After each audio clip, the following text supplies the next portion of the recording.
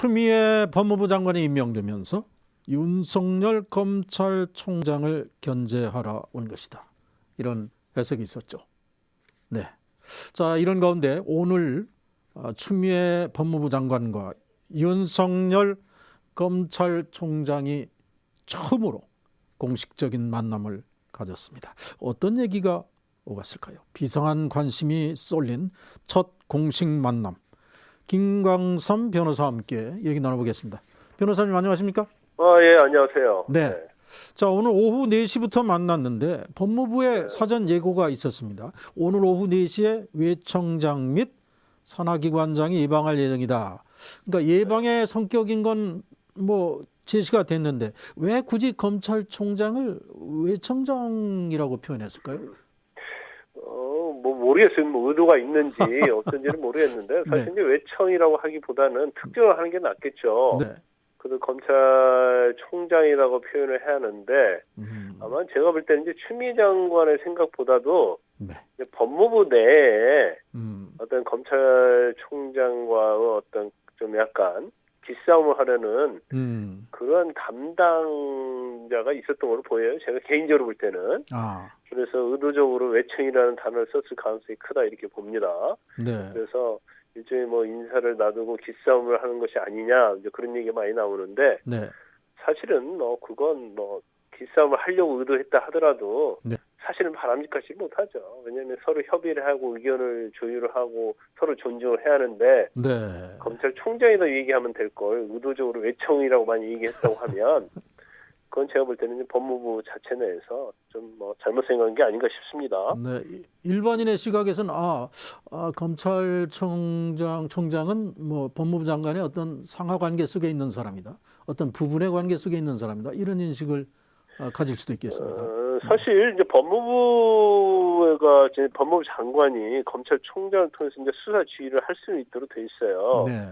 하지만 우리나라 정부 조직법에 의하면 네. 일반적으로 뭐 다른 부서, 그러니까 뭐 국토교통부랄지 그런 경우에는 독립된 외청이 없습니다. 네. 단지 행정부서에 딸린 그러한 독립된 청은 없어요. 단지 법무부에만 있는 게 검찰청이거든요. 네.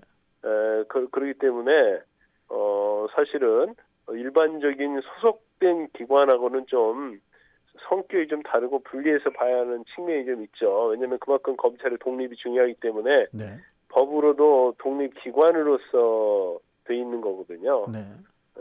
그런데 뭐 모르겠어요. 이게 의도가 있는 건지 없는 건지 모르겠지만 검찰총장과 산하기관장이 방문을 한다 이렇게 하는 게 사실은 뭐 순리에 맞지 않나 싶어요. 그렇게 네. 표현하는 게. 자, 일단 4시부터 35분 정도를 만났다고 했습니다. 당연히 일반인들은 검찰 인사 얘기를 나눌 것이다 이런 예상을 했는데 이 사후 발표를 보면 검찰 인사에 대해서는 얘기가 없었다 이렇게 얘기가 나옵니다. 이건 어떤 의미입니까? 뭐 사실 검찰 얘기가 없었던 걸로 보여요. 그리고 사실 검찰총장의 의견을 들으려고 하면 네. 추미애 장관하고 윤석열 총장이 같이 단독 독대를 하는 게 맞겠죠. 예. 그래서 제가 볼 때는 통상적인 관례에 따라서 네. 취임 인사차 갔을 가능성이 크고 덕담이나 환담 정도였을 거라고 봅니다. 더군다나 이제 배석자들이 있잖아요. 거기서 뭐 기싸움 한다든지 그러지는 않을 거라고 보고 네. 뭐 아마 그 자리에서 추미애 장관이 그런 얘기를 했다고 그래요. 검찰 개혁 입법과 관련해서 좀 잘 정착될 수 있도록 협조를 부탁을 했고 윤석열 총장도 뭐 적극 공감한다. 그래서 추미애 장관이 재임을 하는 기간에 검찰 개혁이 완수될 수 있도록 최선을 다하겠다 이런 취지의 얘기를 했다고 합니다. 네. 그래서 아마 뭐 그냥 덕담 형식의 대화를 나눌 가능성이 크다고 보고 저는 이제 개인적으로 볼 때 아마 네. 인사 틀이 확정적으로 나온 게 없을 거예요. 근데 검사 인사위원회는 이제 끝나지 않았나요? 아니요, 내일 검찰 인사위원회가 있죠. 그게 있어야 이제 밑그림이 그려지겠네요. 네. 네, 아니 그리고 검찰 인사위원회 하기 전이라도 의견을 교환할 수는 있는데 네. 이미 뭐 청와대와 관계에 있어서도 아직 검찰 인사가 확정이 이제 확정이라는 것은 이제 검찰 인사위원회 열고 해야지 확정이 되는 거 아닙니까? 네네. 이제 그 전 단계도 아직 안 온 것 같아요. 아, 그래서 그런 것도 이제 조율이 돼야지 되는데 모르겠어요. 내일 이제 검찰 인사위원회 할 때 그 전에 이제 나와서 그거에 관해서 이제 하게 될 가능성이 크지만 네. 뭐 오늘은 검찰 인사와 관련해서 이 얘기는 나누지 않는 것으로 보입니다. 근데 일각에서는 이미 청와대의 이제 인사 카드가 추 장관에게 전달됐고 추 장관이 이 내용에 대해서 상당히 동의하지 못하는 내용이 있어서 갈등을 빚고 있다 이런 얘기도 나왔는데 그래서 뭐 검찰 일부 인사가 언론에 늦어질 수도 있다 이런 얘기입니다. 어떻게 보세요? 일부 언론에 지금 보도가 되고 있죠. 그런데 아마 이제 청와대 입장이라고 한다면 제가 볼 때는 아마 문재인 대통령이 직접 관여는 안 할 거예요. 그러면 주로 이제 민정 라인에서 네. 그 검찰 고위직에 관해서 네. 인사 그 안을 짤 텐데 아마 그 중에 일부가 좀 너무 좀 파격적인 것이 있었던 걸로 보입니다. 예를 들어서 서울중앙지검장에 검사 출신이 아닌 사람을 직위를 앉힌다랄지, 네. 그다음에 검찰 인사와 예산에서 가장 핵심적인 보직이라고 할 수 있는 법무부 검찰국장, 그 자리에 이제 검사 출신이 아닌 사람을 보직을 임명하려고 하는 그런 류의 안이 있었던 걸로 보여요. 근데 그렇게 하려고 하면 약간 무리수는 따르죠. 왜냐하면 검사를 보직하도록 되어 있는데 네. 그러면 검사 아닌 사람을 검사로 임용을 시켜서 그 자리에 안치한단 말이에요. 네. 그러면 절차를 또 밟아야 하는 거고 만약 그렇게 했을 때의 어떠한 국민이 바라보는 시간은 어떨까? 또 검찰 내부의 어떤 반발 네. 이런 것들이 종합적으로 문제가 있기 때문에 추미애 장관이 그냥 뭐 정치인이 아니잖아요. 판사 출신이잖아요. 네, 네.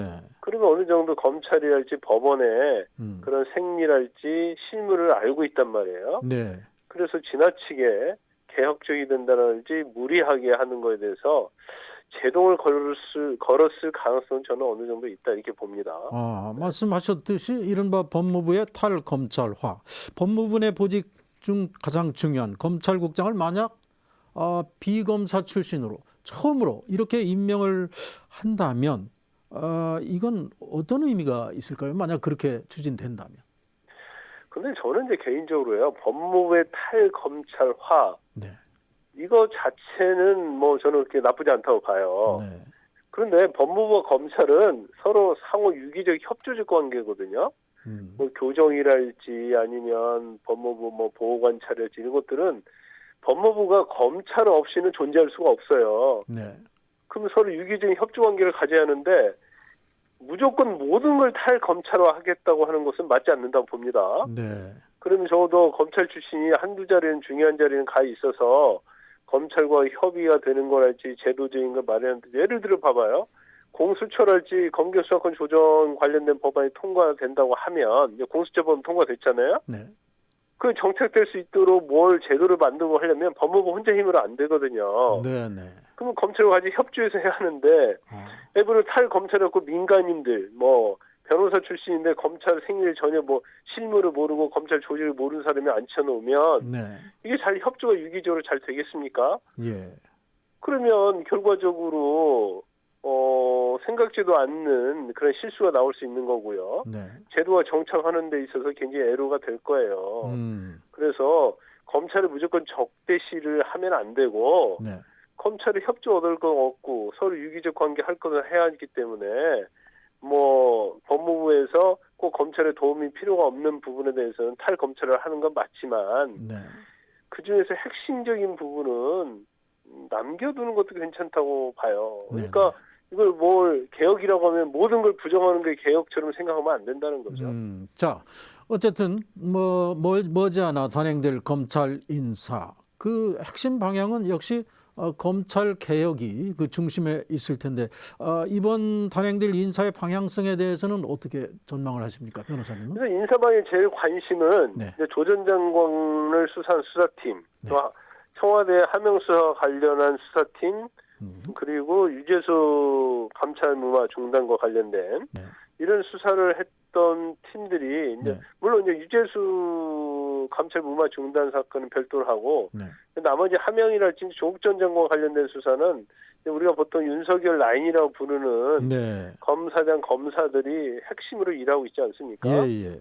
그래서 거기에 관련된 수사팀이 해체될 것인지 아, 이제 그걸 가장 언론에서 눈여겨보고 있는 거예요. 음, 그래서 특히 이제 조 전 장관 관련된 수사는 대검의 한동훈 반부패 부장이 맡고 있고, 네, 그다음에 울산경찰청 함영수사와 관련된 부분은 박찬호 공공수사부장, 대검의 공공수사부장이 맡고 있거든요. 네네, 그걸 비롯해서 이제 관련 이제 차장이랄 중앙지검장, 배선모 중앙지검장이랄지 아니면 차장검사 부장들이 있거든요. 네, 그러면 지금 수사가 상당히 진행 중이고 물론 이제 마무리 단계에 있긴 합니다만 네, 지금 이 단계에서 수사팀을 해체해버리면 예, 수사가 계속 진행될 수 있겠느냐.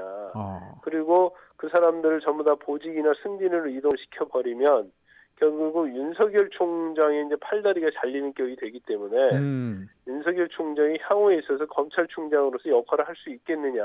아, 이런 부분이 굉장히 중요하기 때문에 이번 인사를 지금 눈여겨서 지금 보고 있는 거고요. 네네, 그런데 지금 사실 검사장 자리 인사가 전에 6자리가 공석이었습니다. 네, 고검장 자리하고 검사장 자리하고 그런데 최근에 이제 박균택 법무연수원장하고 네, 김우현 수원 고검장이 사의를 표명했기 때문에 네, 결국 검사장급 이상 자리에 8자리가 비어 있어요. 아, 그러면 이제 승진 인사를 할 수밖에 없고 승진이나 이제 보직 인사를 할 수밖에 없고 승진이나 전직 네네, 자리 이동 그렇게 할 수밖에 없기 때문에 그 제가 볼 때는 아마 윤석열 총장 기수 6기수죠. 네, 총장보다 6기수가 지금 이제 한 4-5명 남아 있을 거예요. 네, 아마 그분들도 거의 옷 벗을 가능성이 커요. 아, 그러면 어쨌든 간에 의도했든 의도하지 않았든 간에 네, 검찰의 어떤 고위직 인사는 대대적으로 이루어질 수밖에 없다. 네, 그런데 일단 뭐 차장이나 부장급까지도 전부 다 특히 수사팀을 이동을 시키면 수사팀이 해체되기 때문에 네, 이제 그것까지 할 것인지 그건 뭐 추미애 장관의 인사를 좀 지켜봐야 한다 이렇게 봅니다. 지금 변호사님이 말씀하신 대로 아까 청와대와 관련된 이 수사, 조국과 관련된 이 수사 지휘 라인을 교체해서 정말로 노골적인 어떤 수사 방해 수준이 만약 된다면 역풍을 맞을 수도 있지 않습니까? 근데 뭐 역풍 그런 걸 현 청와대는 따지고 있지 않은 것 같아요. 그런가요? 네. 그래서 현 검찰 자체가 부당한 수사를 하고 있다 이렇게 판단하고 있는 거 보입니다. 네. 그래서 사실 현 윤석열 사단이라는 검사들이 사실 이제 국정농단과 관련된 것 또는 적폐수사 관련돼서 엄청난 많은 사람을 구속하고 수사를 했잖아요. 네. 근데 적폐수사 주체가로 이제까지 일을 했는데 네. 어떻게 보면 청와대 입장에서 보면 윤석열 사단이 적폐처럼 보이는 거죠. 네. 그래서 좀 이 시대적인 어떤 시대적 상황에 대해서 좀 약간 뭐 좀 그럴 수 있다는 생각이 들긴 하지만 네. 결과적으로 따지면 청와대 입장에서는 결국 검찰 인사를 하지 않을 수밖에 없고 지금 검찰개혁과 관련해서는 그 검경수사권 조정법안은 곧 통과될 거고요. 네. 공수처법안은 이미 통과되어 있지 않습니까? 네.